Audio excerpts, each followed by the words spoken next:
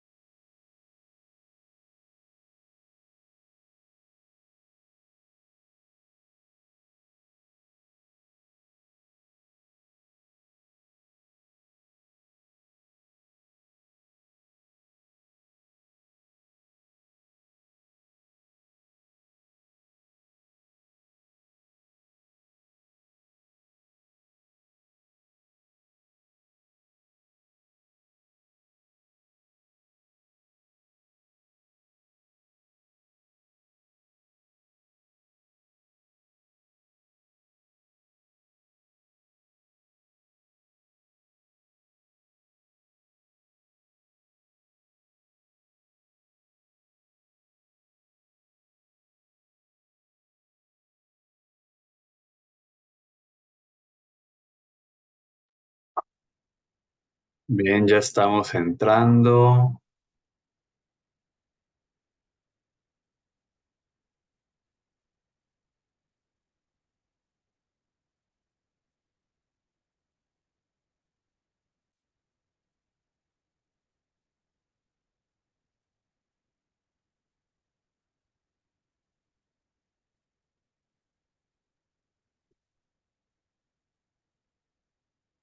¿Qué tal? Pues muy buenas tardes, buenos días a todas y a todos. Juan Carlos, Gloria, Lourdes, Iván, Manuel, qué gusto saludarles de nuevo por este medio. Pues ya ha pasado algún tiempo desde la última vez que tuvimos sesión pues de este grupo, ¿no? De lectura del libro Religarnos, más allá del monopolio de la religión, este libro que bueno, que escribí y que venimos desde el año pasado leyendo. En esta ocasión, pues vamos a trabajar la cuarta parte del libro, que si bien se acuerdan, pues hemos venido caminando un proceso, empezando por algo así como ¿cómo decirlo? Como el estudio de la situación estructural en la que nos encontramos, pero dándole hincapié a esta dimensión religiosa de la problemática.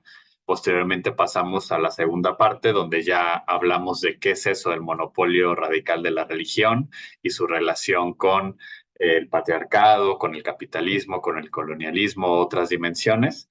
hemos subrayado que aquí estamos entendiendo por religión algo muy específico, no es el concepto cotidiano que hemos estado utilizando, sino un concepto que se relaciona con este otro de la artificialeza, ¿no? Esta pretensión de crear un mundo meramente humano, ¿no? A nuestra medida. Después vimos la alternativa, o sea, cómo existen comunidades y movimientos en donde están creando un mundo distinto, encarnándose en esto que hemos llamado el religarnos o los distintos religarnos. Y ahora vamos a pasar a una cuarta parte, que es como una suerte de advertencia frente a posibles espejismos de estos religarnos, o como hemos mencionado en la versión anterior, en la sesión anterior, también esta parte eh, de estas falsas salidas, ¿no? Vamos a explicarlo ahorita un poquito más, retomándolo. Entonces, como lo hemos hecho normalmente, primero pues voy a expresar, a exponer, mejor dicho, durante la primera hora de nuestra sesión, para posteriormente dejar espacio a un diálogo. Bienvenidas también Alicia y Celina que acaban de entrar. Qué gusto verles.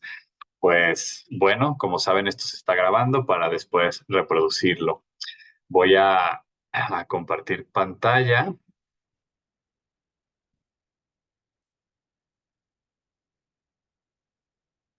Denme un segundo.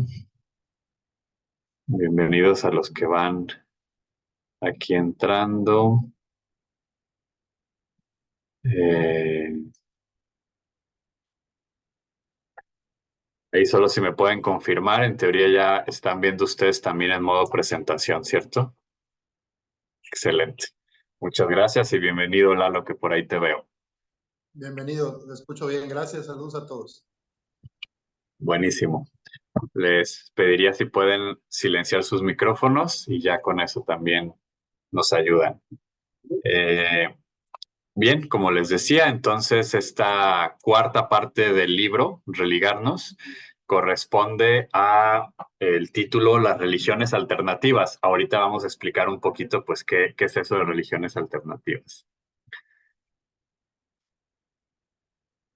Primero, antes de entrar a eso, quería a lo mejor que recordáramos un poco de las sesiones pasadas, esta diferencia, ¿no? Entre los tomates reaccionarios y los tomates revolucionarios.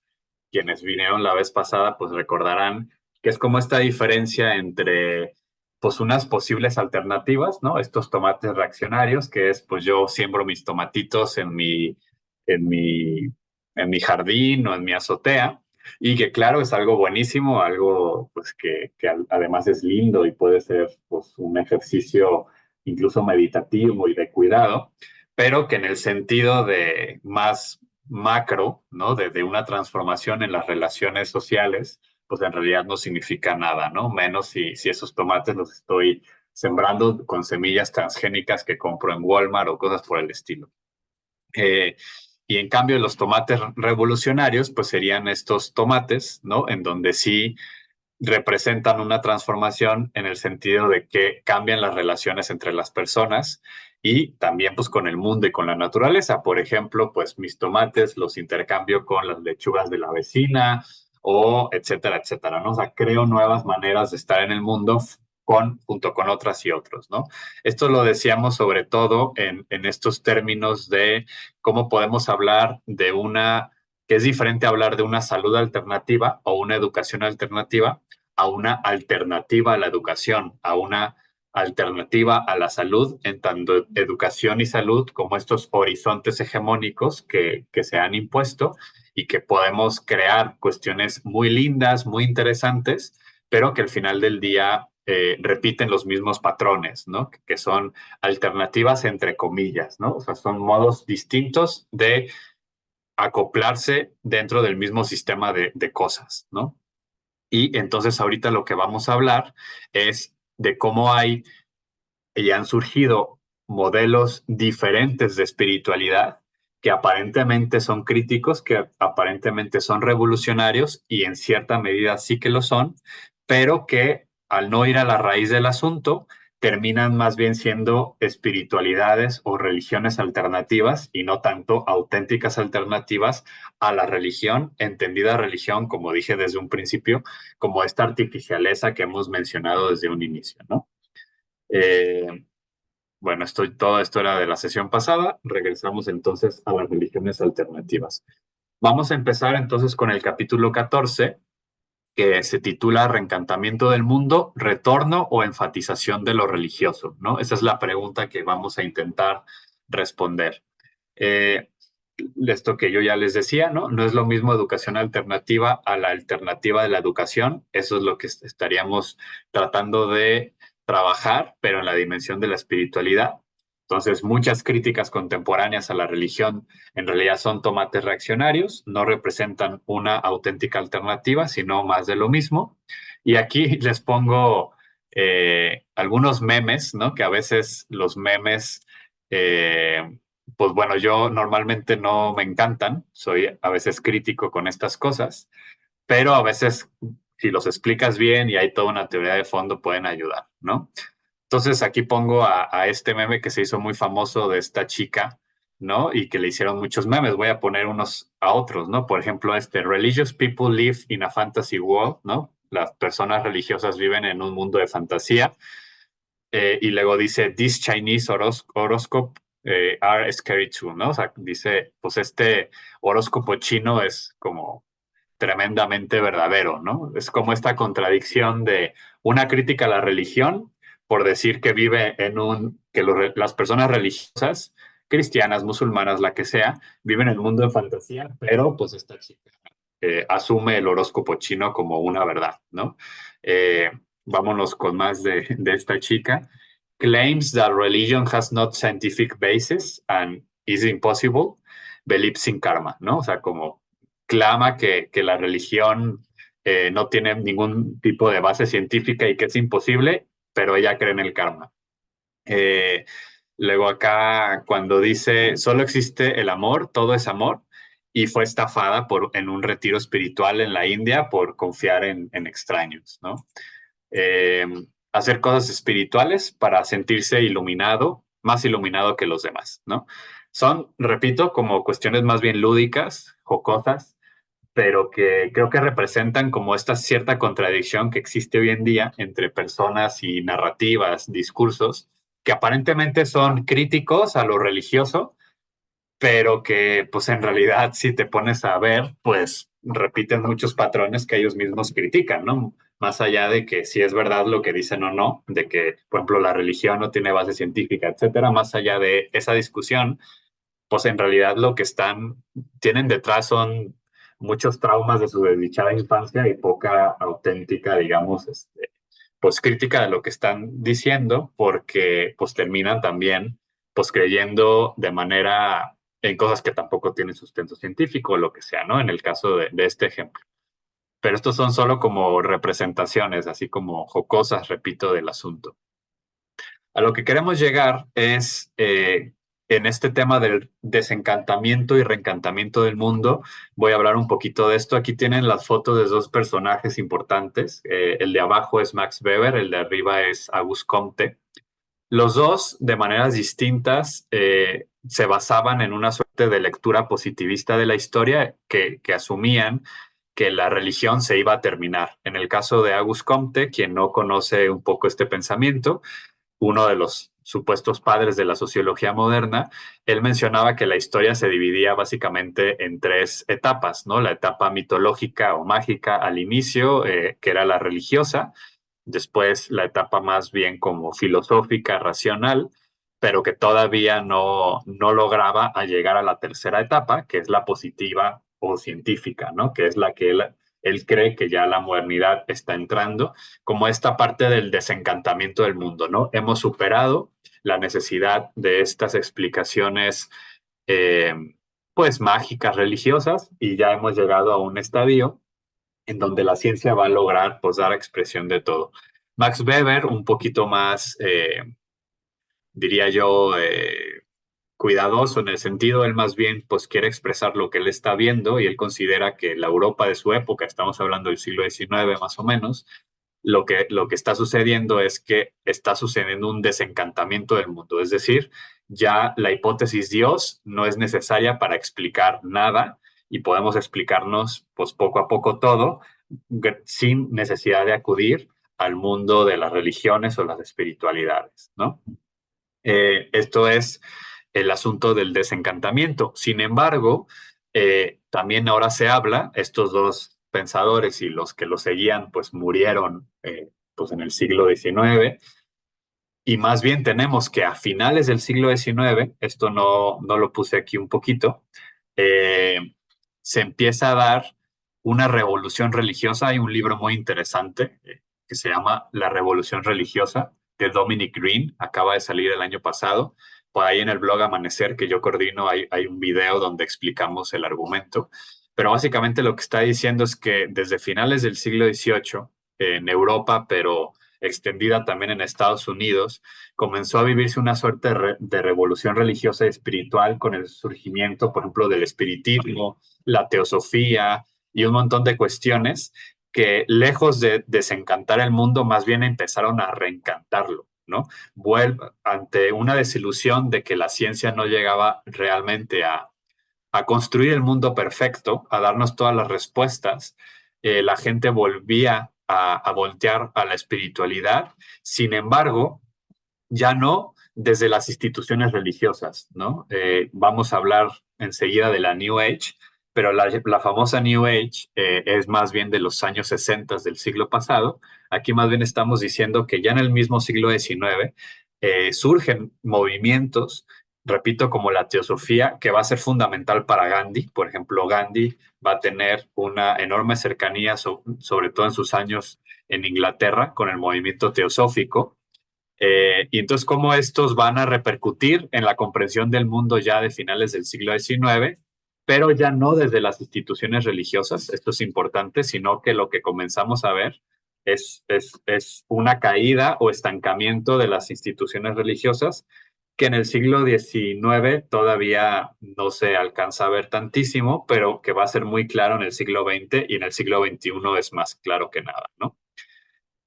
Comienzan, por lo tanto, a surgir nuevos movimientos religiosos de todo tipo, repito, desde la segunda mitad del siglo XIX hasta la fecha. Este es un dato, ¿no? O sea, que no es si estamos de acuerdo o no estamos de acuerdo, eso simplemente ahí está, ¿no? El surgimiento de nuevos movimientos religiosos, y lo que vemos entonces es un reencantamiento del mundo después de un supuesto desencantamiento. Esto es lo que vamos a poner un poco entre paréntesis, o vamos a poner entre signos de interrogación, si realmente se dio este desencantamiento, o más bien tendríamos que hablar de como dijimos en la diapositiva anterior, más bien se enfatizó lo religioso en la modernidad. Déjenme ver. Bien, ahí después retomaré las preguntas. Las personas que hagan preguntas, al final las voy a, digamos, retomar al final de la presentación. Bien, entonces la pregunta es si realmente hubo un desencantamiento, ¿no? Aquí las fotos que les pongo es, si no mal me acuerdo, creo que en Inglaterra o en Alemania, una iglesia que convirtieron en un gimnasio, ¿no? Y esto se me hace elocuente, aunque esto ya es muy actual, ¿no? Es de este siglo. La pregunta es si realmente hubo un desencantamiento, o más bien estamos hablando de que en la modernidad lo que hubo fue una enfatización de lo religioso, que es el argumento que hemos dicho desde el inicio. O sea, la modernidad no es lo contrario a la religión, como lo hemos entendido aquí, sino que más bien la modernidad es un fenómeno totalmente religioso que tiene sus propias dimensiones eh, de artificialidad, de artificialeza, y que pues esta religiosidad más bien se ha desplazado a otros ámbitos en donde no ha sido tradicionalmente lo religioso, pero que en realidad pues vemos que como estas fotos lo indican, pues otras cosas como el gimnasio han suplido a la iglesia, ¿no? Pero que en realidad esta dimensión de la artificialeza de la religión sigue e incluso se enfatizó en la modernidad, ¿no? Cito aquí un texto del libro directamente. La gran diferencia que sostengo frente a los llamados reencantamientos o retornos de lo sagrado radica en que, según lo expuesto a lo largo del libro, la religión, tal y como la entiendo en este ensayo, no solo no desapareció en la modernidad, sino que alcanzó quizás su auge histórico con el colonialismo y el capitalismo, ¿no? Ese es el argumento. No, en lo personal, no defiendo esta dimensión de el desencantamiento y después un reencantamiento, sino que lo que hubo es una enfatización de lo religioso entendido tal y como lo hemos entendido a lo largo de estas sesiones y a lo largo del libro. Aquí, por ejemplo, en esta imagen podemos ver, ¿no? Este toque de este famoso cuadro, pero atrás hay pues toda una, digamos, esta parte pues, cibernética de los códigos algorítmicos y demás. Entonces, en la Edad Moderna no hay una salida de la lógica religiosa de la artificialeza, sino un recrudecimiento de la misma. Y la famosa espiritualidad sin religión no es una alternativa de la religión, sino una religión alternativa con sus propias características. Esto es un poco también el segundo argumento, ¿no? Si el primero era que no hay como tal un desencantamiento y después un reencantamiento, sino más bien una enfatización y recrudecimiento de la artificialeza religiosa. El segundo es que esta espiritualidad sin religión, que es como esta máxima que hoy se lee tanto y que todo el mundo defiende y que la vamos a ver a continuación, no es una alternativa a la religión, sino una religión alternativa, ¿no? Así como antes hablábamos de que no hay tanto una educación alternativa, sino hay que buscar una alternativa a la educación y que todos estos nuevos proyectos educativos y demás no se salen del régimen educativo y que lo que podríamos estar buscando es una auténtica alternativa a la educación, aquí pues estaría sucediendo exactamente lo mismo, ¿no? Nuevas espiritualidades, nuevos movimientos eclesiales y de distintas otras religiones no están escapándose de este paradigma de la artificialeza religiosa, sino que en realidad pues son meramente una religión alternativa, ¿no? Pero dentro de la misma lógica religiosa. Surge, por lo tanto, a esto yo le llamo la religión de la espiritualidad. Hoy nadie quiere ser religioso, digamos, por supuesto que hay un montón de personas que sí, pero digamos que el, lo políticamente correcto hoy, sobre todo en sociedades pues, muy industrializadas y muy del norte, es pues, no ser religioso y hablar de la espiritualidad sin religión. Por ejemplo, spiritual but not religious, esta autoascripción en Estados Unidos está creciendo exponencialmente y muy rápido. Se está ya tomando en distintos otros países a nivel de los censos, o sea, ¿de qué religión eres? Pues soy espiritual, no tengo religión.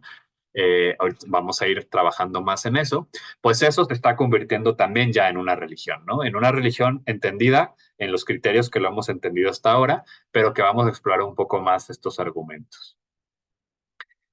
Bien, hablemos un poco entonces de la famosa New Age, que es un término complejo, ¿no?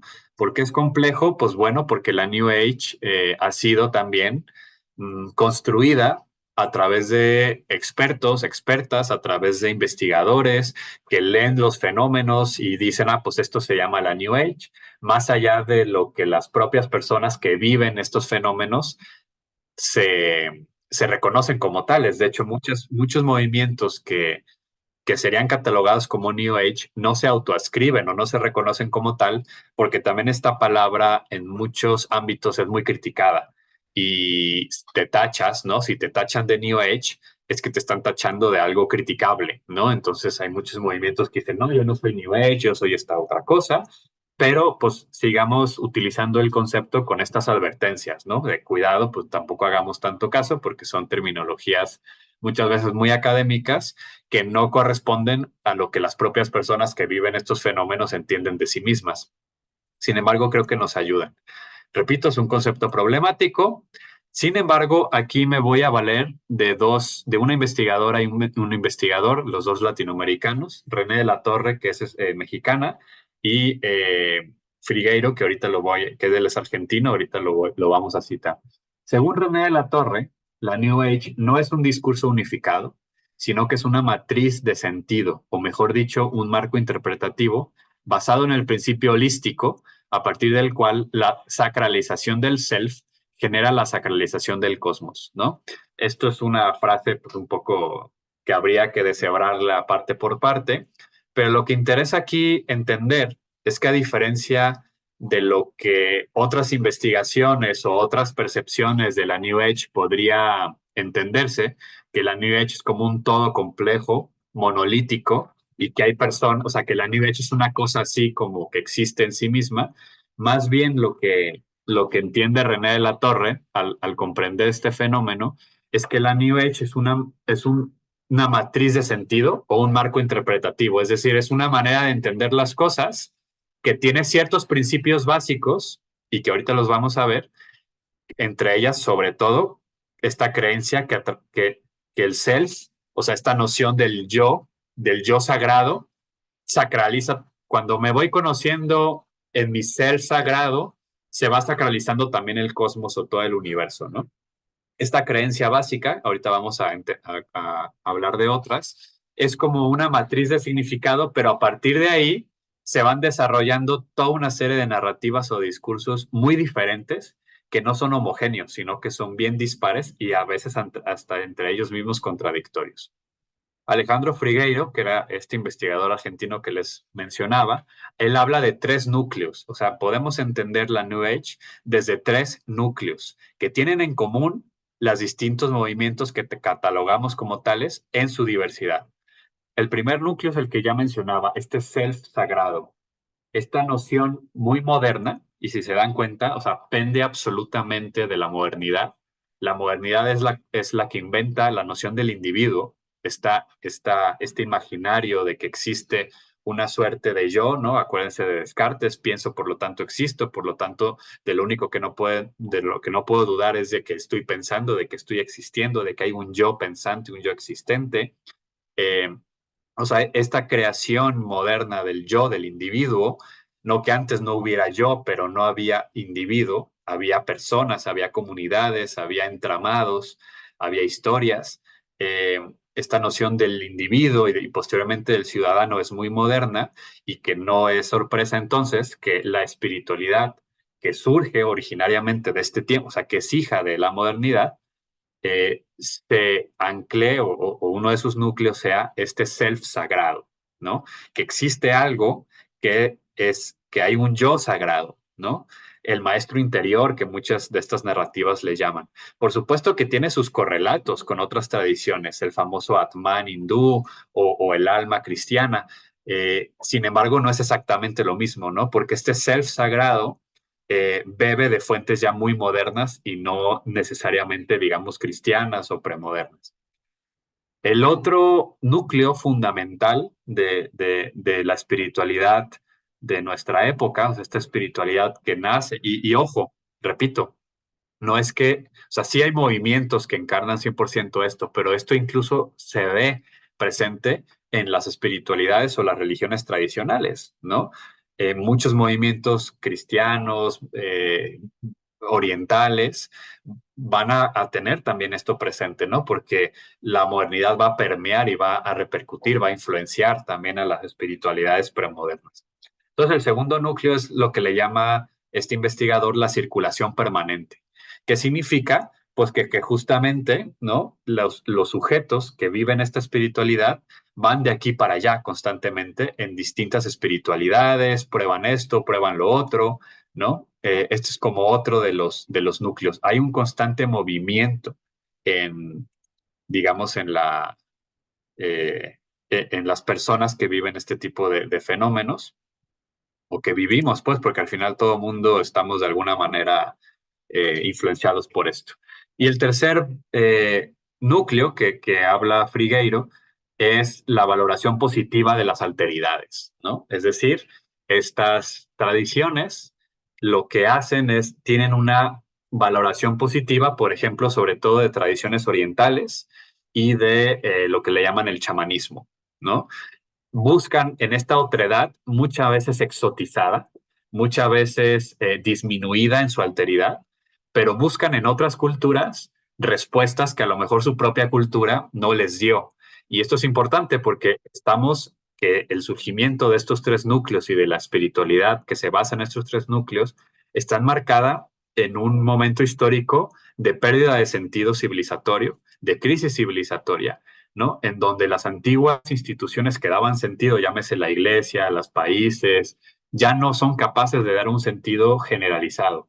Algunas personas siguen encontrando sentido profundo en sus espiritualidades tradicionales, pero el mercado, lo que hace el mercado es ya imposibilitar, digamos, que haya un único sentido para todo el mundo, como lo había antes. O sea, no sé, en la Edad Media cristiana, pues nacías cristiano y te morías cristiano, básicamente, ¿no?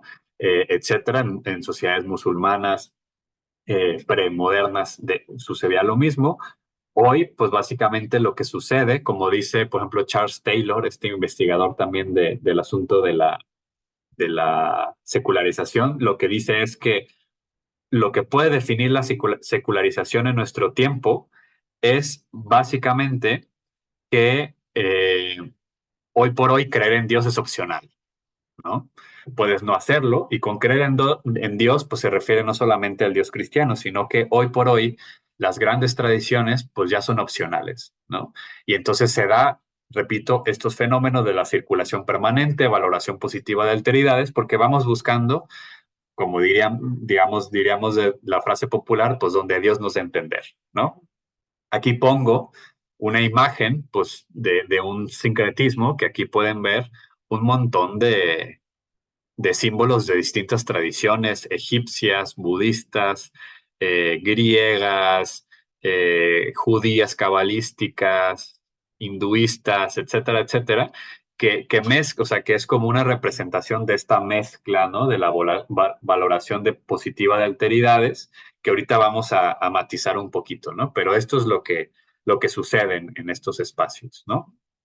Eh, Repito lo que decía, en realidad, y esto es importante como tenerlo en cuenta, en realidad, a pesar de que estos movimientos o estos fenómenos de las nuevas espiritualidades o de la llamada New Age supuestamente son abiertos a todo, en realidad no lo son, sino que esto es el valor de lo que nos decía antes René de la Torre, sino que no es que acepten todo, sino que desde su matriz de sentido van eligiendo, es lo que antes llamábamos el imperio del gusto, ¿no? Lo que me va gustando, lo que me va haciendo sentido, eh, lo que me sirve en mi espiritualidad, lo tomo y lo que no me sirve, elimino la diferencia.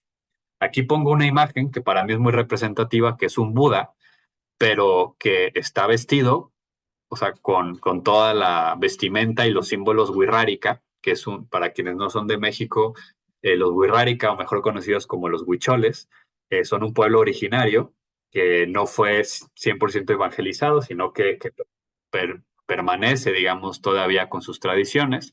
Entonces, aquí vemos símbolos sagrados de la tradición wixárika, desde la estrella, el peyote, etcétera, que puestos en un Buda, pues es una exotización de ambas tradiciones. Se vende bien porque, digamos, a estas tradiciones les gusta este tipo de imágenes y de sincretismo, pero que en muchos sentidos hasta son contradictorias. Por ejemplo, vemos un Buda en donde el budismo siempre tradicional predica que, por ejemplo, uno de los votos budistas es el no consumo de sustancias que alteren la conciencia normal, porque que ahí incluye pues todo tipo de sustancias antiógenas o drogas o alcohol, etcétera, porque con eso pues lo que haces es que te alteras la conciencia y la iluminación requiere como cierto tipo de conciencia presente, ¿no? Para poder llevar a cabo los trabajos de la meditación budista. Y pues ahí le ponen, por ejemplo, el peyote o el jicuri, que es una planta de poder, una planta sagrada, un enteógeno, que lo que hace en las tradiciones indígenas, en la tradición wixárika, pues es un viaje chamánico, ¿no?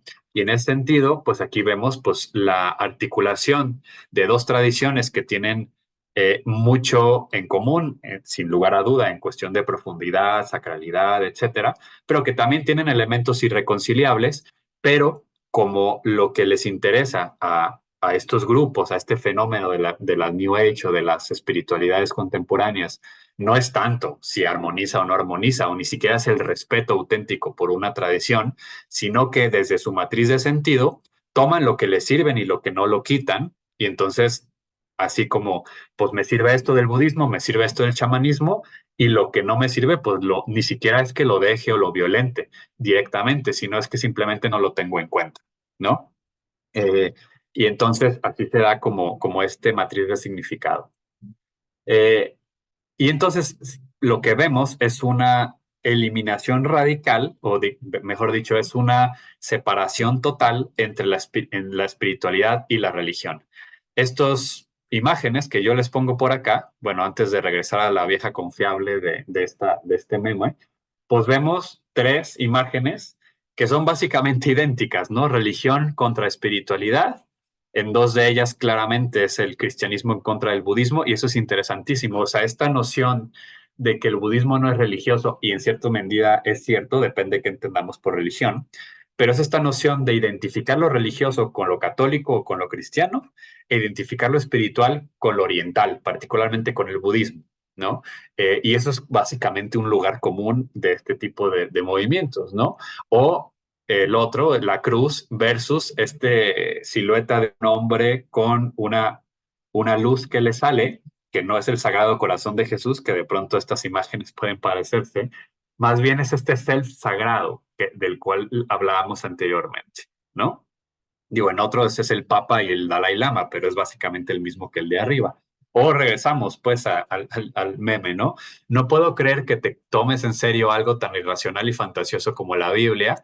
Con razón tú tienes tu aura tan débil y tu karma tan negativo, ¿no? O sea, es esta contradicción de, de que lo religioso es todo eso, lo católico, lo cristiano o lo islámico, etcétera. Yo encuentro más imágenes más bien como de esta narrativa en contra de lo cristiano, pero digamos leer el aura, creer en el karma, en el horóscopo, o incluso en cuestiones más, o sea, practicar meditación vipassana, etcétera, eso no es religioso, eso es espiritual, ¿no?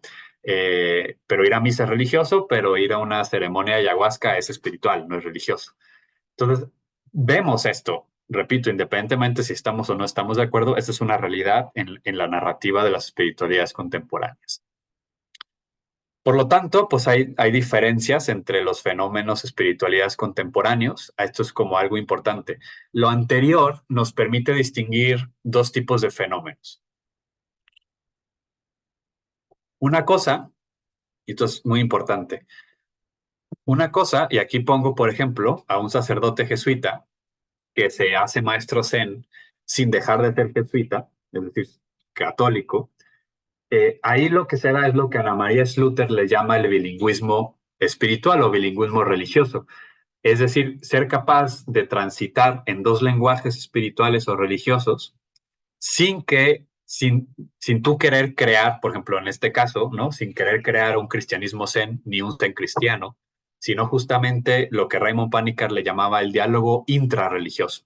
Panikkar hablaba de que él tenía una cuádruple pertenencia religiosa, cristiana, budista, hinduista y secular. O sea, es decir, él se sabía mover por estos cuatro lenguajes perfectamente, y podía habitarlos de una manera que se pudiera enriquecer y además eh, no contraponer, sino contrastar e interpelar entre ellos, ¿no? Entonces, en el caso de muchas personas que practican o que practicamos el Zen dentro de un marco cristiano, no es como un esfuerzo de hacer una tercera cosa, sino que hay una constante interpelación entre las dos tradiciones en este diálogo intrarreligioso que le llamaba Panikkar, ¿no? El diálogo de más de una tradición espiritual o religiosa en el camino o en la historia de una persona.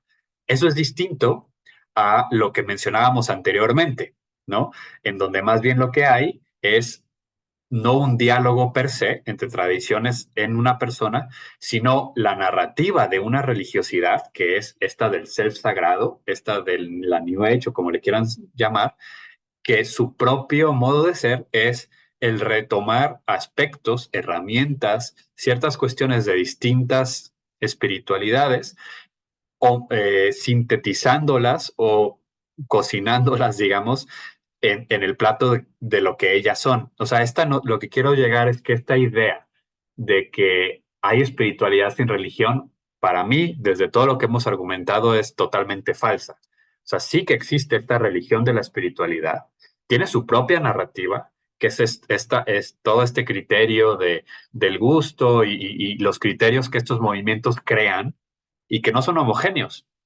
Hay movimientos que a lo mejor sí toman cuestiones cristianas y otros movimientos o grupos o individuos que más bien son anticristianos. Hay otros que son muy cercanos más a lo chamánico, otros que son más cercanos al oriental. Voy a poner un ejemplo, ¿no?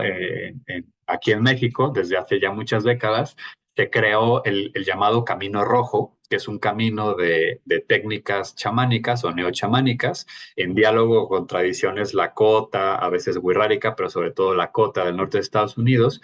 Es un camino que tiene sus famosos prácticas como la Vision Quest, etcétera, etcétera, eh, la búsqueda de visión, pero pues son básicamente todos mestizos, son gente que no es netamente de comunidades y está más bien enmarcada en un horizonte pues de diálogo neochamánico. Sin embargo, ahora ha surgido de allí en lo que le llaman ahora el camino blanco, ¿no? Que son personas que estaban en el camino rojo, pero han ido dejando sobre todo las técnicas chamánicas para acercarse más a técnicas orientales de meditación, de yoga, etcétera. Y entonces, digamos, hay ahí como esta distinción. Unos son más chamánicos, otros más orientalistas, pero todo depende pues de la matriz de sentido que cada grupo cree.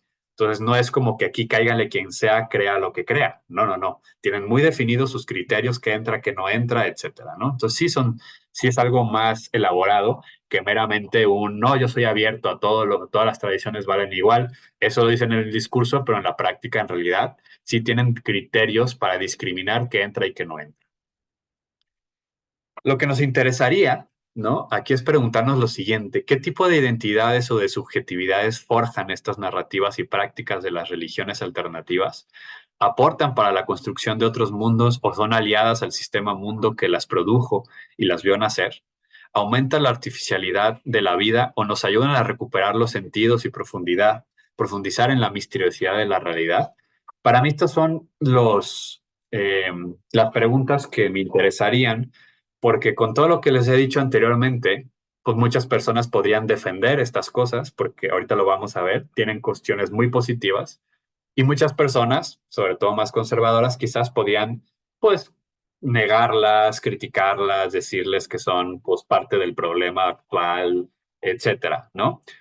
Lejos de aquí querer hacer eso, aquí es como preguntarnos por las prácticas concretas y solo por ponerles un ejemplo, no tengo aquí una diapositiva, pero por ejemplo, este tipo de movimientos en el mundo andino, es decir, en Bolivia, en Perú, lo que han hecho es sobre exotizar a las comunidades creando una suerte de turismo místico en donde si tú vas a Cusco, por ejemplo, encontrarás personas de pueblos originarios exageradamente vestidas con sus trajes tradicionales para que los turistas se tomen fotos. O sea, es decir, allá en Perú, en Bolivia, este tipo de cosas ha generado más bien una capitalización de la espiritualidad y han creado un mercado espiritual, un mercado místico, que pues repercute directamente en la pérdida de tradiciones, etcétera, ¿no? Pero en Centroamérica, por otro lado, estos movimientos se han aliado con las luchas indígenas en defensa del territorio contra las mineras.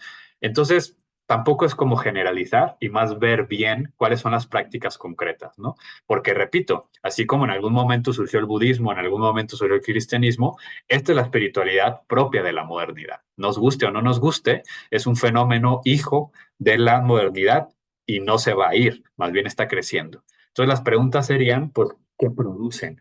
Y en muchas ocasiones, así como el cristianismo ha producido tanta cosa tremenda y horrible, y producido tanta cosa tan bella y rescatable, así también estas espiritualidades. Por ejemplo, ¿no? Esto es lo que nos dice Javier Meloni respecto a los aportes de estos nuevos movimientos religiosos y cuando, digamos, dónde está esa cuerda floja o ese hilo delgado donde ya se pierden, ¿no? Eh, por ejemplo, frente al moralismo del dolor tan cristiano de ciertas épocas, estos movimientos religiosos o espirituales reivindican el placer, reivindican el cuerpo, reivindican el gozo, ¿no? Esa es una aportación importante. Pero siempre corren el riesgo, y hasta aquí fíjense qué interesante, ¿no?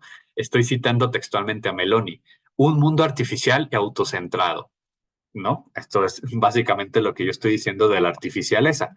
Es decir, frente al moralismo del dolor que se ha exagerado tanto, sobre todo en el mundo cristiano, estas tradiciones, pues en contra de eso, proponen y viven una reivindicación del placer, pero si no ponen sus límites, si no lo hacen, digamos, de manera consciente y crítica, pueden acabar creando un mundo totalmente artificial y autocentrado, desentendido de la vida real de la mayoría de las personas del planeta que viven en condiciones de pobreza y marginación tremenda, ¿no? Y violencia.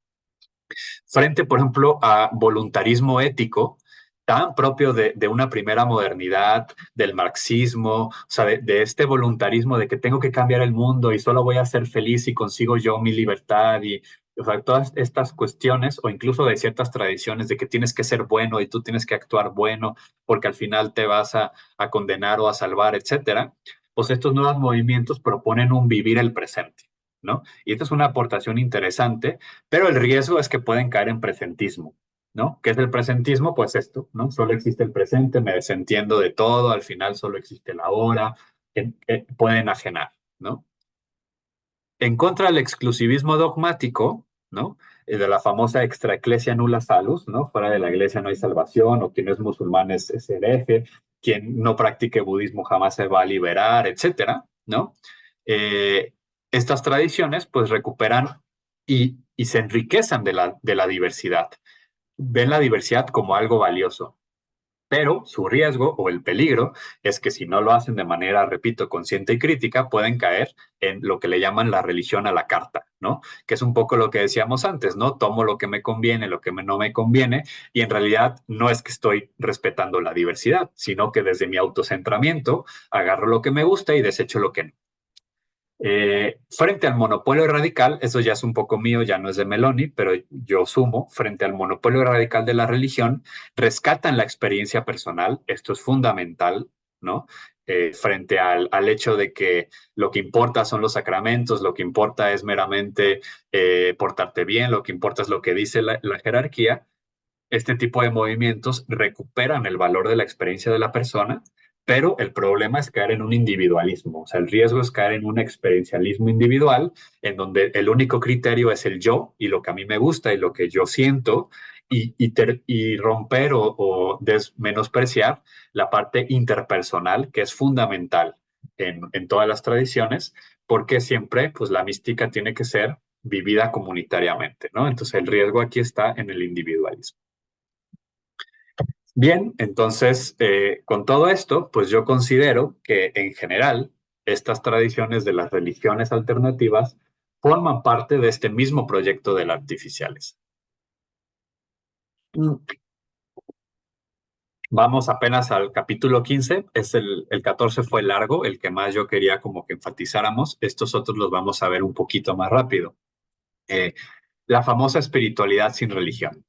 Yo en el libro, ¿no? Para quien le interese más, dialogo y debato mucho con María Corbí, ¿no? Porque se me hace uno de los grandes representantes serios, críticos, con los que tendríamos que estar dialogando de este fenómeno de la espiritualidad sin religión, pero que yo no estoy 100% de acuerdo con él, ¿no? Y entonces ahí en el capítulo 15 yo desarrollo una lectura crítica de María Corbí. Aquí lo que yo quiero básicamente decir, sin que se extendernos mucho, es decir, recuperar lo anterior. La religión nunca se fue de la modernidad, sino que se encuentra en la base del discurso y del proyecto moderno. Eh, y esto podemos verlo en cómo es en la modernidad cuando se distingue la espiritualidad de la religión en aras de recuperar una dimensión negada por el cientificismo moderno, o sea, la espiritualidad que la negaba el cientificismo, pero digamos, este regreso a la espiritualidad espiritual no implica un retorno a la institución religiosa, ¿no? Y entonces, lo que tenemos ahora es que así como lo vimos en sesiones anteriores, el concepto de religión fue un dispositivo colonial, hoy es la espiritualidad la que se universaliza como parte integral del ser humano, este ser sagrado, y las religiones terminan siendo meros fenómenos históricos y contingentes, incluso cosas negativas que tenemos que superar, pero lo realmente universal es lo espiritual. Básicamente se cambió la palabra, pero pues sigue siendo exactamente la misma lógica, ¿no? La espiritualidad, la cual últimamente ha cobrado una especie de aura positiva, que incluso, pero que se utiliza en distintos ámbitos. Podemos ahora encontrar luchas sociales que quieren reivindicar lo espiritual, laboratorios científicos que hacen investigaciones sobre cosas espirituales, spas, ¿no? Que hablan de espiritualidad, e iglesias mismas, porque incluso muchas religiones beben de este mismo licor, por decirlo así, embriagador de la espiritualidad sin religión, y entonces dicen, no, no, no, no, no, no somos religiosos, esto es espiritual, ¿no? Quieren, o sea, como desentenderse lo religioso, porque hoy está mal visto, y quieren acudir a lo espiritual. Sin embargo, pues, para empezar, tendríamos que dudar que en todos, que lo que los científicos o los luchadores sociales o los spas o las iglesias entienden por espiritual, si realmente eso es lo mismo, ¿no? Pero sí lo que empezamos a ver es que la espiritualidad se está convirtiendo en un nuevo discurso colonial, una espiritualidad como un concepto homogéneo en el cual se quiere meter a toda una serie de diversidades y creencias distintas, y por lo tanto, pues este discurso de la espiritualidad sin religión, en realidad lo que funda es una religión de la espiritualidad, ¿no? Que es lo que decía anteriormente. La espiritualidad termina siendo una palabra plástico, es decir, pues cada quien la usa como quiere, cada quien la usa según le convenga, y las propias tradiciones religiosas las están usando pues según la conveniencia, ¿no? Este es el libro que les decía, se los recomiendo muchísimo, es muy buen libro de María Corbí, hacia una espiritualidad laica, sin creencias, sin religiones y sin dioses. Yo hago una lectura de diálogo crítico con este libro en este capítulo 15. Vamos entonces ahora al capítulo 16, titulado Automodernidad, medicalización de la espiritualidad y cultura del wellness, ¿no? Que aquí ya son ejemplos concretos de estos, digamos, caminos que yo creo que sí hay que criticar de estos nuevos movimientos. Y aquí cito literalmente la página 309 de Religar, nos dice, la religión como monopolio radical crea subjetividades que dependen de ella para vivir su dimensión espiritual. Esto ya es algo que hemos visto anteriormente. La modernidad y todas sus instituciones necesitan de la subjetividad individual cuya precariedad le obliga a sostenerse de las promesas institucionales. En el momento actual, la modernidad decadente exige una cierta subjetividad para continuar funcionando. Mi hipótesis es que esta nueva faceta de la modernidad, de la llamada automodernidad, maquina la formación de subjetividades ad hoc a través de fenómenos como la medicalización de la espiritualidad y la cultura del wellness. Es decir, el sistema mundo moderno decadente actual necesita reproducir cierto tipo de subjetividades y para hacer eso se está valiendo de estos discursos y narrativas y prácticas y grupos de las religiones alternativas que reproducen individuos que le sirven al sistema. Aquí, si ustedes quisieran profundizar más como en estos asuntos, les dejo algunos textos interesantes que ustedes pueden investigar, como La Sociedad del Cansancio de Byung-Chul Han, La Dictadura del Coaching de Vanessa Pérez Gordillo. Este libro particularmente se los recomiendo. Además, Vanessa es la que escribió el prólogo de Religarnos. Entonces, el libro dialogo mucho con ella. Saticracia, ¿no? Este imperativo a ser feliz de Edgar Cabanas y Eva y Lowe's, ¿no? Esta obligación de que tenemos que ser felices en este sistema, también es un libro muy importante. O La Sociedad de Espectáculo de Debord, ¿no? Por si ustedes quieren profundizar en estos asuntos. Y entonces, perdón, lo que vemos, ¿no? Y por eso puse las flechas hacia adentro, es una automodernidad, es decir, una modernidad centrada en sí misma, que da como origen el protayoísta, que es este concepto de Vanessa Pérez Gordillo, el protayoísta en lugar de protagonista, es un protayoísta, ¿no? Todo es alrededor del yo, que tiene este imperativo de transformar este cuidado del yo en una sociedad totalmente medicalizada y psicologizada. Es decir, hoy por hoy la medicina y la psicología se han vuelto básicamente sustitutos de lo religioso, se han convertido en nuevas religiones, y la espiritualidad se psicologiza y se medicaliza, y la medicina y la psicología se espiritualizan, ¿no? Y eso es lo que estamos viendo. Por ejemplo, voy a poner aquí unos ejemplos. Este concepto de la Spiritual Transmission Diseases o STDs de Mariana Kaplan, es muy interesante, ¿no? Las enfermedades de transmisión espiritual, y ella juega, ¿no? Con las Sexual Transmission Diseases, ¿no? Que sería las mismas siglas. Pues ella habla de una serie de enfermedades espirituales y utiliza el concepto de enfermedades espirituales porque hoy todo el lenguaje actual está psicologizado y medicalizado, ¿no? Por ejemplo, el famoso bypass espiritual, ¿no? El querer hacer como saltarte algo, ¿no? No trabajar algo, el experiencialismo espiritual, el materialismo espiritual, el narcisismo espiritual, que aquí les recomendaría este texto, Más allá del narcisismo espiritual, de Maribel Rodríguez, que ella fue mi maestra allá en Ávila y es un libro muy bueno para trabajar este tema.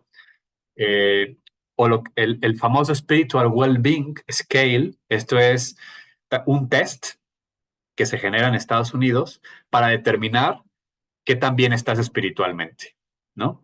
Ese es un ejemplo ya muy, muy obvio y rudo de la psicologización y medicalización de la espiritualidad.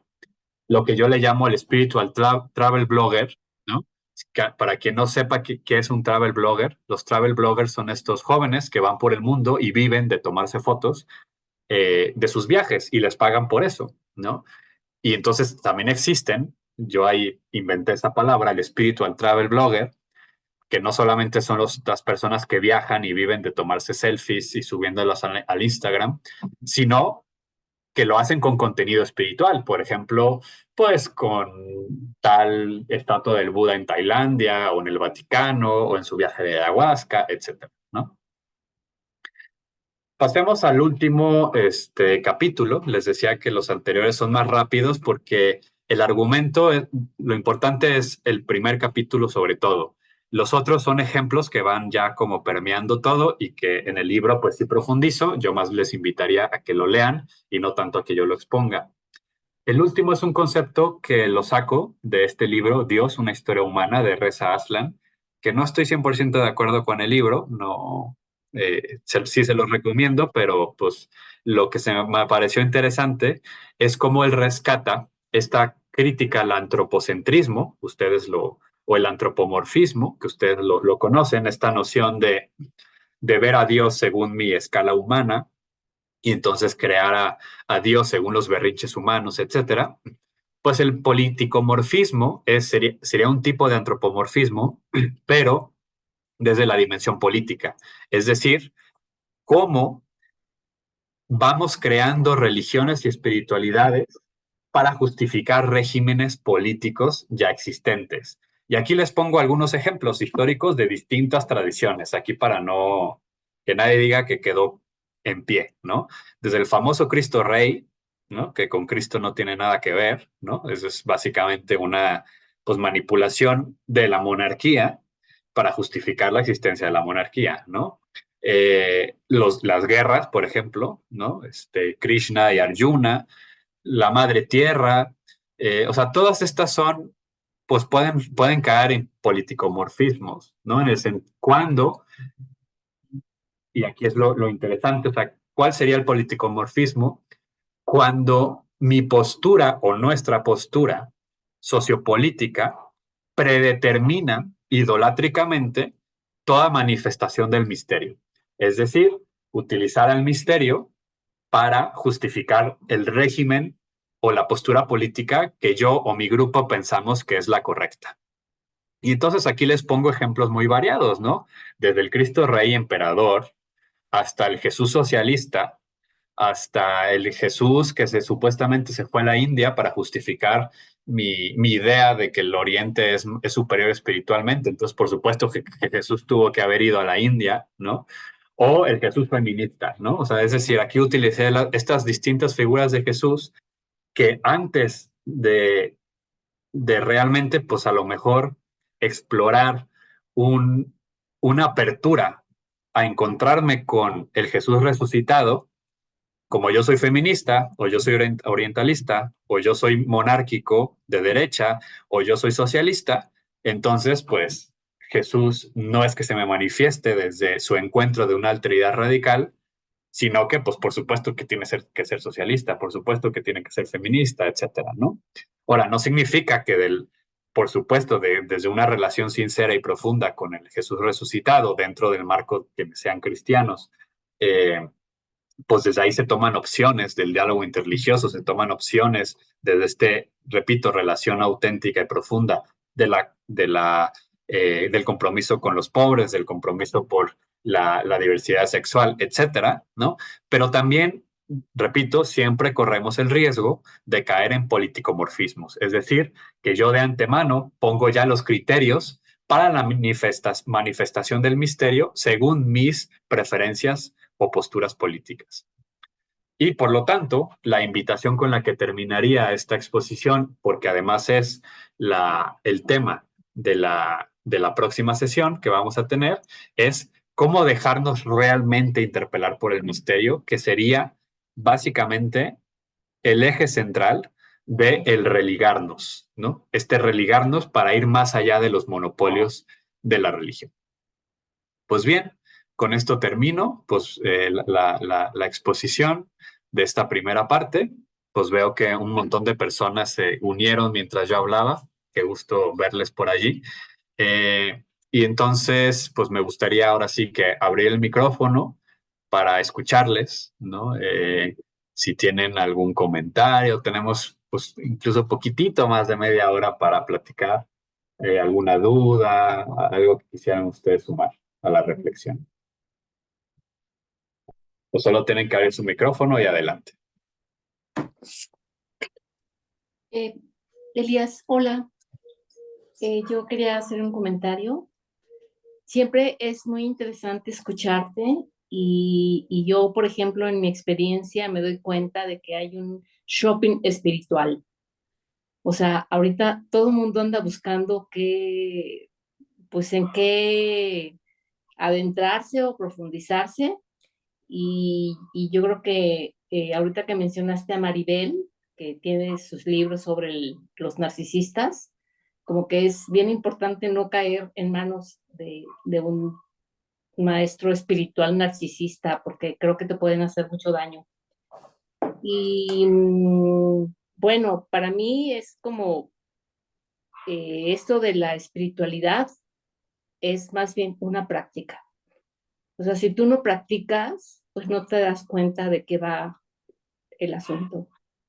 Y en tu práctica como que empiezas a conectar con tu yo verdadero, con tu yo sagrado, pero hasta que no lo practicas no sabes de qué va. Y pues ese era mi comentario y qué piensas de ello. ¿Qué tal? Muchísimas gracias, Celina.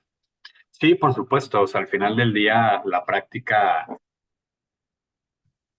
o sea, como tú bien dices, o sea, yo le sumaría a lo mejor el adjetivo, pues una práctica auténtica, crítica, acompañada, porque pues, o sea, también no es solo la falta de práctica la que produce estas cosas. O sea, hay gente que practica quizás más que nosotros, ¿no? Pero sin acompañamiento, sin a lo mejor una postura también de interpelación, sin contrastar con otras personas, ¿no? Entonces, no, para mí no sería solo la práctica, sino una práctica, digamos, conformada por todas las, mm, pues, ingredientes, no sé si llamarlo así, pues, que hacen que una práctica, pues, y fíjense, este es un ejemplo es que me viene, no deja de venir la palabra sana, ¿no? Hablando de, de la medicalización de la espiritualidad, ¿no?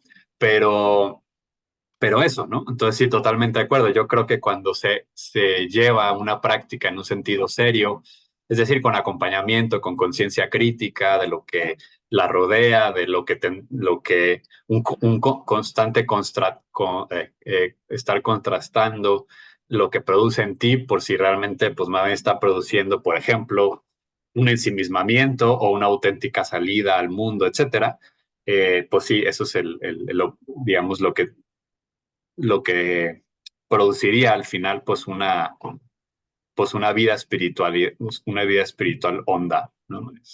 Entonces, sí, muchísimas gracias por ese comentario.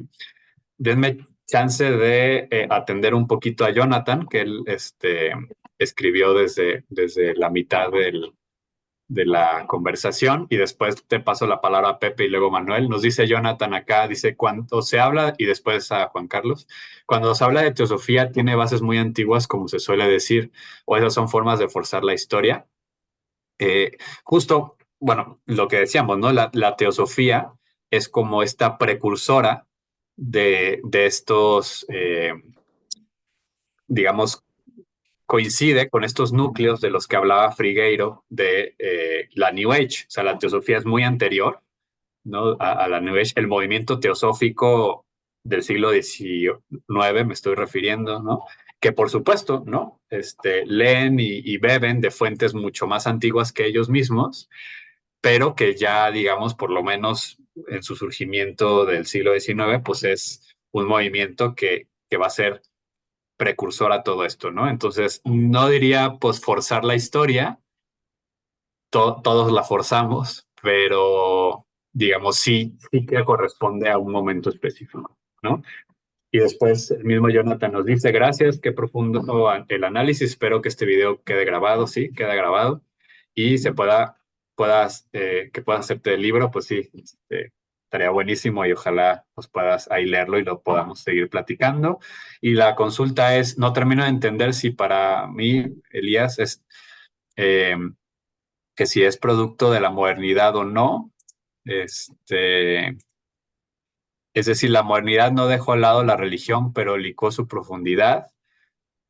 Sí, bueno, para mí un poco lo que argumentaba es que bueno, todo depende, pues, qué entendemos por religión. O sea, claro que la modernidad criticó a las instituciones religiosas, se quiso emancipar, creó como la esfera o sea, hizo la incisión público-privado, eh, creó las esferas de lo religioso versus el espacio público, o sea, todo eso sí es verdad, o sea, sí hubo una separación y la modernidad crea eso que hoy entendemos por religión, ¿no? Mi argumento es que desde la concepción que yo entiendo religión en este libro, que es básicamente la artificialeza, ¿no? En ese sentido, la modernidad no supera a la artificialeza, sino que es su máxima expresión. La modernidad es tan religiosa como cualquier otro fenómeno de la artificialeza, y peor aún, porque sus escalas se volvieron ya invivibles y están destruyendo el planeta, ¿no? Entonces, en ese sentido, la modernidad es profundamente religiosa, ¿no? Esa sería mi ¿cómo se llama? Pues mi argumento. Escuchemos ahora a Pepe, después Manuel, después Juan Carlos y luego Carla. Y si quieren, pues hablen ustedes y yo recupero al final. Adelante, Pepe. Hola, ¿qué tal? Buenos días, tardes, noches, dependiendo de donde ande cada quien. Este, mi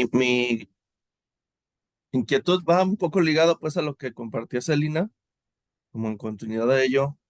En cuanto a esto de las religiones alternativas que están ligadas con las nuevas espiritualidades, y atendiendo un poco al cuadrito que tú ponías ahí en tu exposición, es decir, tú ves como que estas abonan sí o sí al proyecto de artificialeza, o el riesgo es que muy probablemente lo abonen si se cae en los supuestos que tú ponías en ese cuadrito de, bueno, esto se sale de los dogmas, y entonces eso es bueno, pero luego puede caer en el individualismo, lo cual abonaría al proyecto de artificialeza. Entonces ahí es durante esa práctica, a lo mejor va ligado con lo que ya exponías de, dependiendo hasta dónde profundices, hasta dónde seas crítico, puede o no estas nuevas prácticas irse hacia la artificialeza, es decir, caer en lo mismo, o realmente abonar hacia otro tipo de salida, ¿no? Que va como en conjunción con lo que tú propones más adelante en tu libro. No sé Muchas si por gracias. ahí, Muchas sí. gracias, Pepe. Voy a comentarlo ahorita. Vamos a escuchar más para juntar y luego, muchas gracias. Muy buenas preguntas. Manuel, te escuchamos. Hola, qué chido escucharte. Bueno, yo tengo mm, es algo que me he dado cuenta de otras experiencias o de otras iglesias, bueno, de otras, o sea, religiones. Por ejemplo, en un monasterio en Bután, en, en Asia, hace pocos años, tal vez uno o dos, un gurú fue así como revolucionario allá, porque habló de los Beatles y de, digamos, la tradición o de la cultura occidental moderna, ¿no? ¿Qué demonios será eso? Entonces, se me hace bien, a mí me parece que hay una especie de desbalance o de, como si vivimos muchos tiempos, ¿no? Como anacronías. Es decir, cuando descubro otras espiritualidades u otros monasterios, no tienen un Panicar, no tienen un Elías González que les esté dando la capacidad de una crítica a la modernidad, ¿no? Entonces, yo a veces los escucho y digo, wow, tienen una discusión de qué es la modernidad del siglo XIX, ¿no?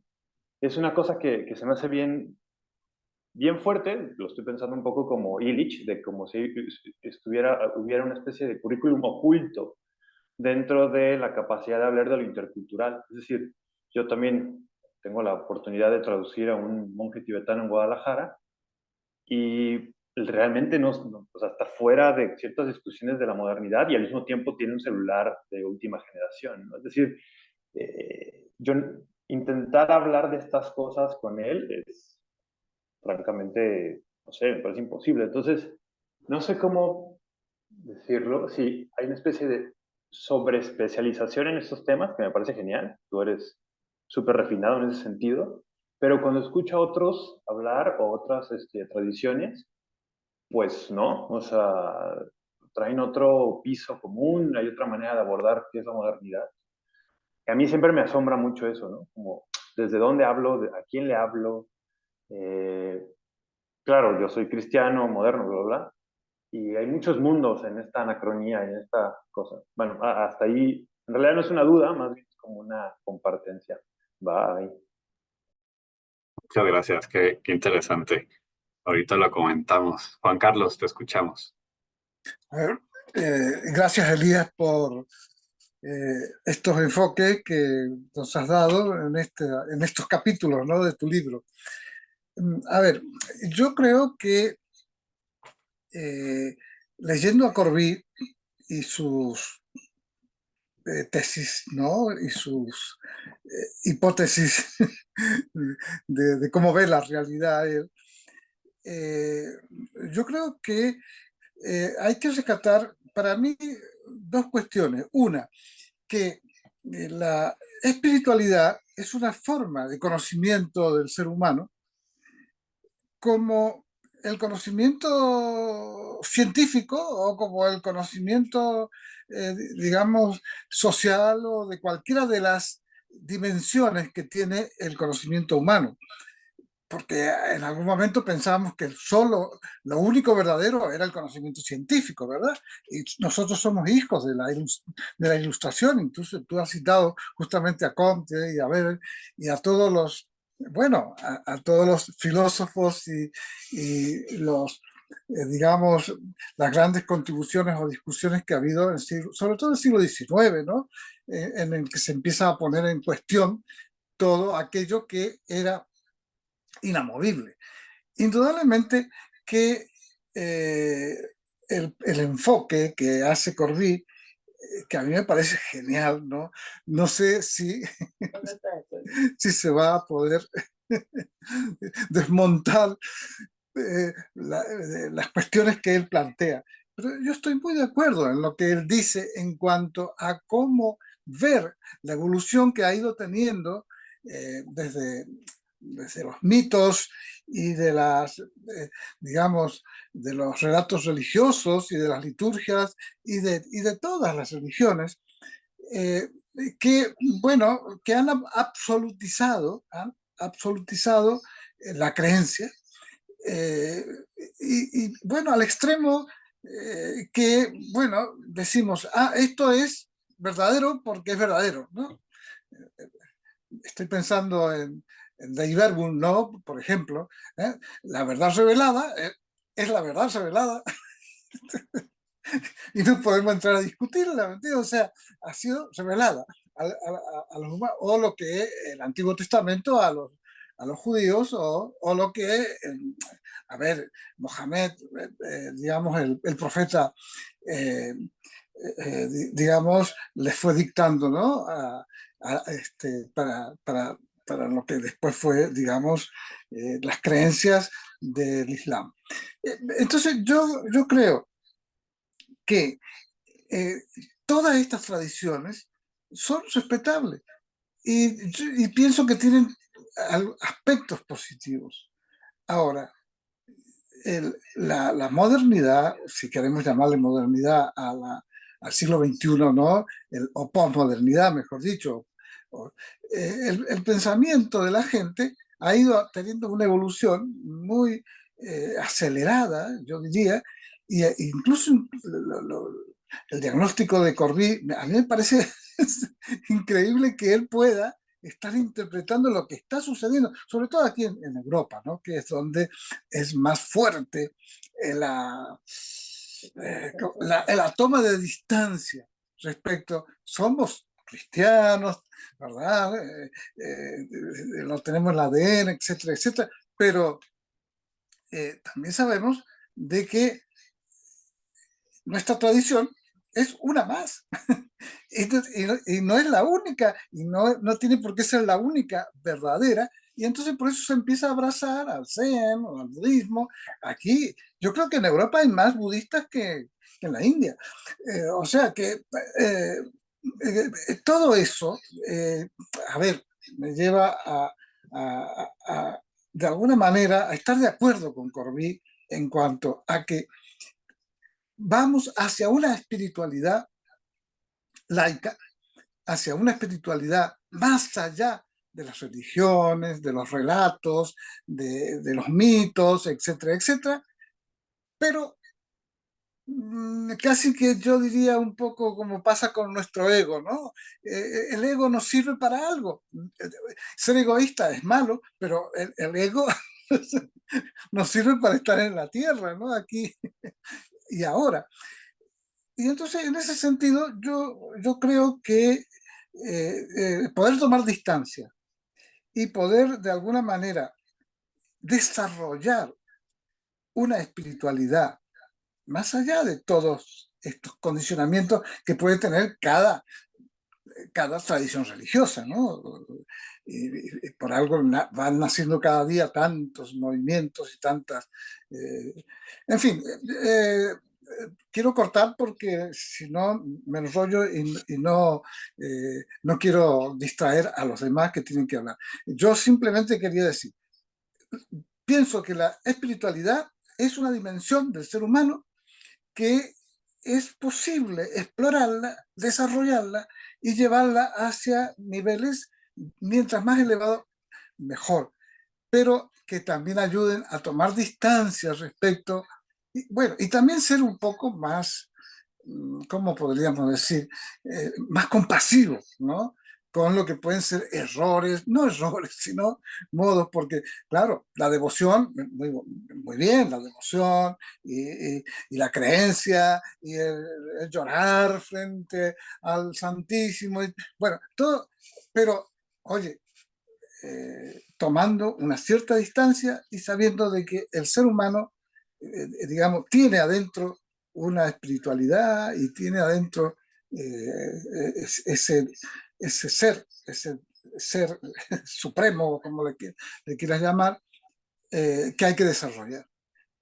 Por lo tanto, yo por eso me ascribo mucho a lo de Corbí, lo he leído, lo he releído, me ha costado mucho, ¿no? Porque me cuesta mucho comprenderle, ¿no? Comprenderlo. Pero al final él dice, oye, pero las tradiciones religiosas tienen sus aspectos positivos. Y yo creo que las tradiciones religiosas tienen aspectos positivos en el sentido de que hacen que el ser humano sea más bueno, más compasivo, más misericordioso. Bueno, ahí lo tenemos el ejemplo en el Papa Francisco, ¿no? ¿Verdad? Un hombre ahí que lo único que hace es desarrollar una dimensión espiritual universal. Bueno, ahí lo dejo porque habría mucho que hablar, pero yo creo que es bonito seguir tu razonamiento que es muy muy sustancioso. Gracias, Gracias. Juan Carlos. Gracias. Ya anoté. Ahorita comentamos. Muchísimas gracias. Carla, y después doy un poco de comentarios. Ok, gracias, Elías. No, a mí me movió un poco así como que trinca, me hizo brincar y pensar esta última, lo que comentas del último capítulo, bueno, del capítulo 17, cuando hablaste del politicomorfismo, que bueno, se dice fácil, ¿no? O sea, decimos, sí, claro, yo me puedo distanciar como de mis posturas políticas y decías, ¿no? O sea, al contrario, dejarse interpelar por el misterio desde la alteridad radical, ¿no? Entonces, lo que me quedé pensando es qué difícil, o sea, qué difícil, o sea, distanciarnos de nuestro hábitus, en el este hábitus, esta noción de Bourdieu, que es como esas encrucijadas sociales, económicas, políticas en las que nacemos, y también como toda la historia de nuestra familia, del lugar en el que fuimos construidos, ¿no? Y que asumimos de manera crítica totalmente, ¿no? Porque entra sin ningún filtro, ¿no? Lo asumimos como que esa es la manera de mirar el mundo, esto es lo que está bien, lo que está mal, etcétera, ¿no?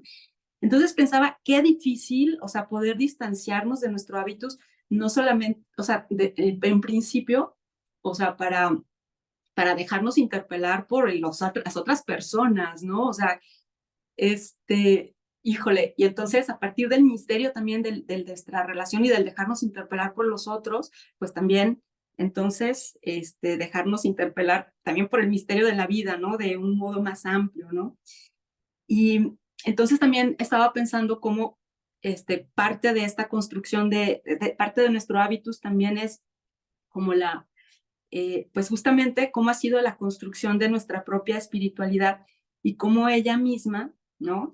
Pues ha bebido de una exploración histórica del misterio, ¿no? Dependiendo de la tradición en la que hayamos crecido, que ha sido, por un lado, pues sí, se ha ido por los caminos de la artificialeza, pero por otro lado, también en esa exploración histórica del misterio también ha sido una exploración encarnada, ¿no? En muchos momentos, y de esa exploración encarnada también nos hemos alimentado. Pero la exploración encarnada implica entonces que está también entonces vinculada a condiciones históricas, políticas, a experiencias concretas de las que hemos bebido y que a lo mejor no hemos asumido o sea, que han entrado en nosotros de una manera que a lo mejor en ciertos casos hemos recibido críticamente, como situando en contextos, pero en otros casos no. Entonces, nada, solo quería poner de manifiesto como la complejidad y la dificultad de poder hacer ese paso o sea, cómo poder distanciarse para de verdad dejarse interpelar, o sea, no es cosa fácil, ¿no? Y bueno, en eso estaba pensando. Gracias. Muchísimas gracias, Carla. Pues bien, voy a tratar de breves comentarios sobre todas las maravillosas cosas que han dicho. Muchísimas gracias por su interés y por su participación. Si me extiendo un poquito más de la y media, pues pido su paciencia. Empiezo con la tuya, Pepe, si estas tradiciones abonan o si ya de por sí son artificialeza. Yo creería que tienen, o sea, que como mencionaba con Meloni, ¿no? O sea, tienen cosas que aportan mucho, pero que sí están en la cuerda floja, particularmente en su relación con la situación actual. Mi postura personal es que con ese discurso particular sí forman parte de la artificialeza, eh, pero así como las grandes instituciones, ¿no? O sea, lo que quiero ir es que, y lo vamos a ver en el próximo capítulo, que ya es el final y un poquito la cumbre, es como también una suerte de llamado a la conversión, ¿no? Tanto a las tradiciones tradicionales, por decirlo así, como a estas otras tradiciones, que yo creo que, o sea, un poco si te acuerdas, pues nunca, para mí nunca saldremos del mito, nunca saldremos de la pretensión pues, del ámbito de lo simbólico, etcétera. El problema es cuando pues pierden piso, ¿no? Cuando se convierte, ya se salen, ¿no? Entonces yo sí creo que, que estas, que estos nuevos, y de hecho muchos de los ejemplos que voy a poner o que voy a mencionar en el siguiente capítulo, pues podrían, digamos, entrar perfectamente o entran en estos. Hablo de grupos de mujeres, ¿no? Hay muchos grupos de mujeres que están recuperando sus propias maneras, ¿no? A través de temazcales, de menstrualidad sagrada, etcétera, ¿no? Entran perfectamente en estos, son parte de estos nuevos movimientos religiosos, o sea, son 100% allí, pero yo sí considero que son, digamos, muchos de ellos, no digo que todos, o sea, no los conozco a todos, pero para mí, algunos que he conocido son ejemplos de estos religarnos, ¿no? De estos modos conviviales, que están recuperando los modos de vivir esta relación con el misterio, ¿no? Entonces yo diría que cuando sí están como totalmente atravesadas por el mercado y demás, sí son 100% parte de la artificialeza, pero que en estos nuevos movimientos religiosos que seguirán existiendo, sí puede haber religación en este sentido que yo estoy proponiendo, sí. No sé si respondí más o menos, ¿no? Gracias. Lo que decía Manuel en torno a las anacronías y estos temas, totalmente de acuerdo, ¿no? Pero, o sea, es parte, creo que, del asunto, ¿no? O sea, ¿cómo decirlo?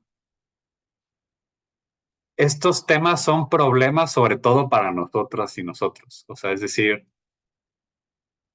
para quienes hemos sido formateadas y formateados ya, digamos, de manera extrema por este proyecto llamado, como le quieran llamar, ¿no? Capitalismo, modernidad o como ustedes le quieran llamar, pues nos es muy problemático y entonces escribir libros y hablar de estas cosas, pues es también un modo muy nuestro de hacerlo, ¿no?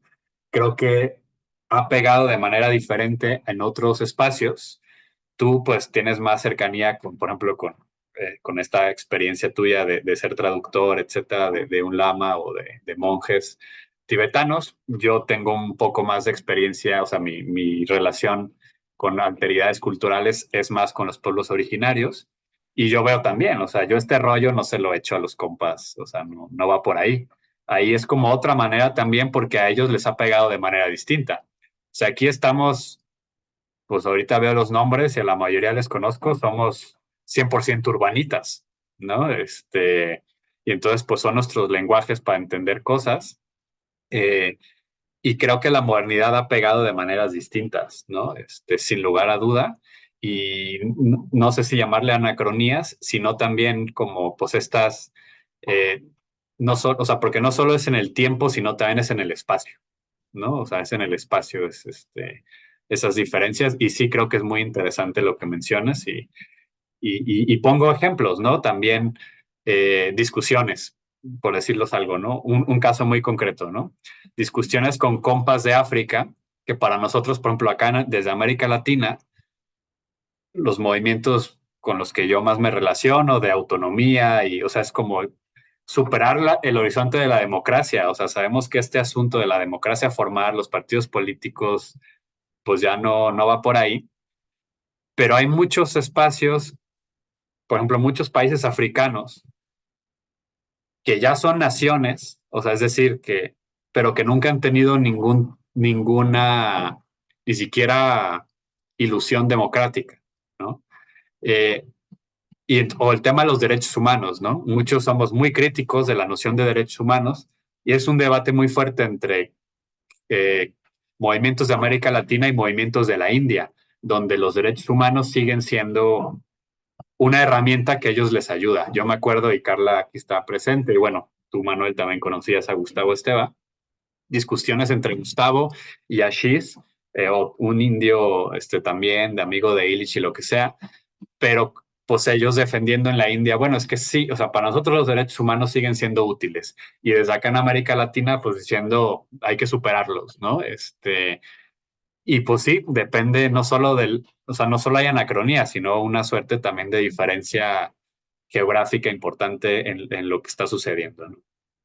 Lo que dice Juan Carlos, creo que esto nos llevaría a una sesión específica del asunto. Creo que ahí diferimos un poco. No sé si tuviste oportunidad de leer ese capítulo de donde yo tengo ese diálogo crítico de Corbyn. No tendría tiempo desarrollar mi crítica a Corbí. Yo aprecio muchísimo, me encanta leerlo, pero es que no puedo estar de acuerdo en muchas cosas, o sea, simplemente no puedo estar de acuerdo, ¿no? No puedo estar de acuerdo con este atisbo que para mí todavía separa, ¿no? Tajantemente, la religión lo ubica en lo premoderno, ¿no? Eh, y yo no, mi argumento es justamente el contrario, la modernidad es 100% religiosa y por lo tanto no hay posibilidad de salirse del mito. De eso he hecho, ese es el gran el mito moderno. O sea, esa noción de que nos podemos salir del mito. Y te digo, yo ahí lo explayo un poco más y a lo mejor implicaría mucho más tiempo incluso de lo que le dedico, pero sí tengo mi diferencia muy marcada con la postura de Corbí. Y en ese sentido, pues no quisiera como alargarme porque siento que sí implica un tiempo mayor, ¿no? Pero te agradezco ese comentario y creo que nos deja un pendiente. Si Xavier escucha esto después, a lo mejor después podamos hacer en Some Christians un debate abierto sobre este tema, ¿no? Que estaría muy interesante. Carla, muchísimas gracias, totalmente de acuerdo. Es que esa es nuestra chamba, ¿no? O sea, ese es el tema, diría yo. Yo creo que el politicomorfismo, pues al mismo nivel que el antropomorfismo, ¿no? O sea, nunca nos vamos a deshacer de eso.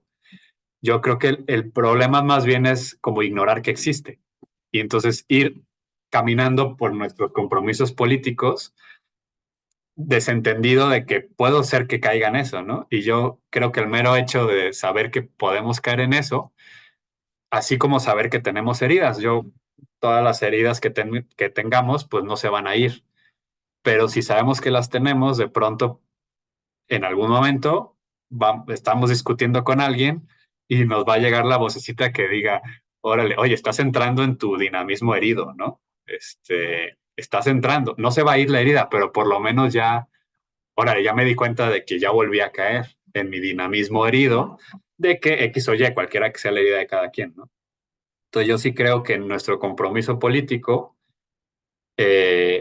puede llegar el momento en el que estemos haciendo algo, platicando, debatiendo, organizándonos y de pronto como que te caiga el 20 y te des un momento de decir, a ver, o sea, me estoy yendo así como en tobogán o más, o sea, más bien como que estoy siguiendo ciegamente esto que yo de manera, digamos, ¿cómo decirlo?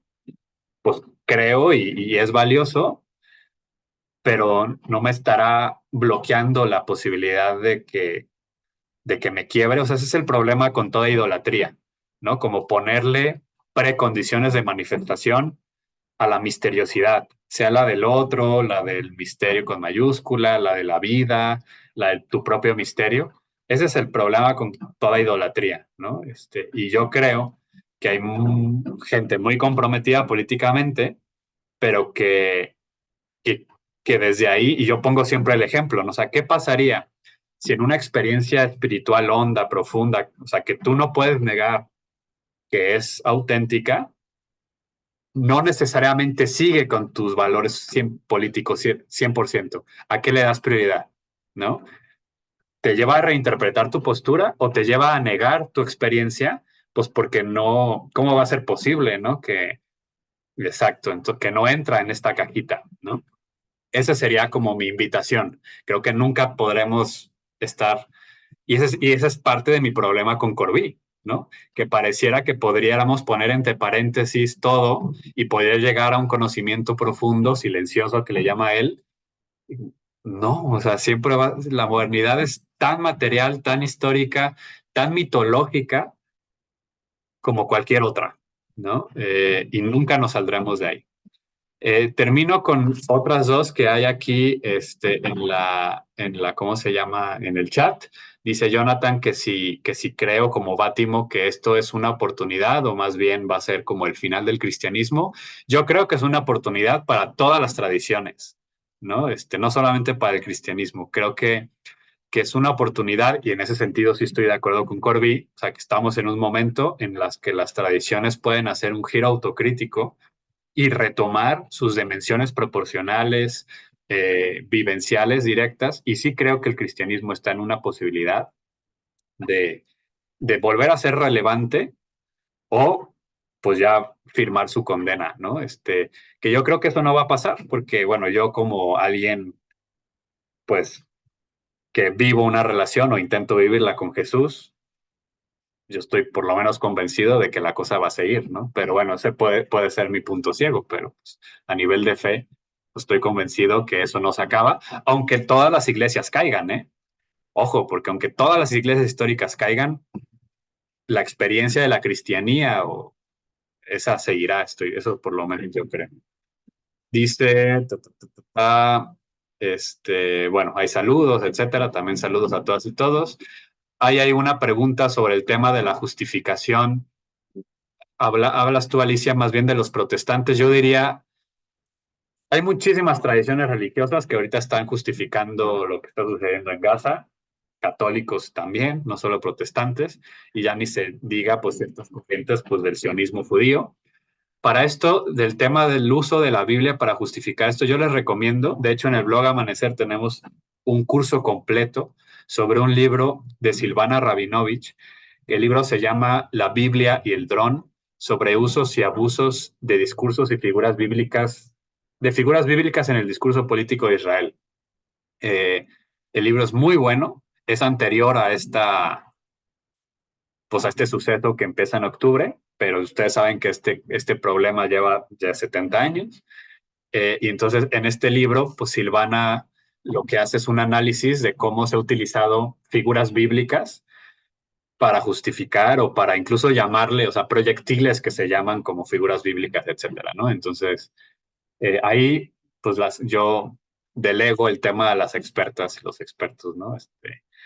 Mm, y eso, pues bueno, es justo, nos pasamos 2 minutos, pero les agradezco pues el espacio, gracias por el interés, por seguir también por acá. Eh, Cuando esté listo el video, pues lo haremos llegar tanto al correo como al chat que tenemos y en su momento les comunicaremos cuándo es la próxima sesión, pero ahorita déjenme, por si adelantamos nada más un poquito. La última sesión sería el 16 de mayo. Con eso terminamos el libro, ¿no? La última sesión del libro, ya después vemos, pues, para seguirle, pues, con otra cosa la próxima, pues sí, la próxima lanzamiento de Vida Mística anual. Muchísimas gracias, pues ahí seguimos y bendiciones. Hasta pronto.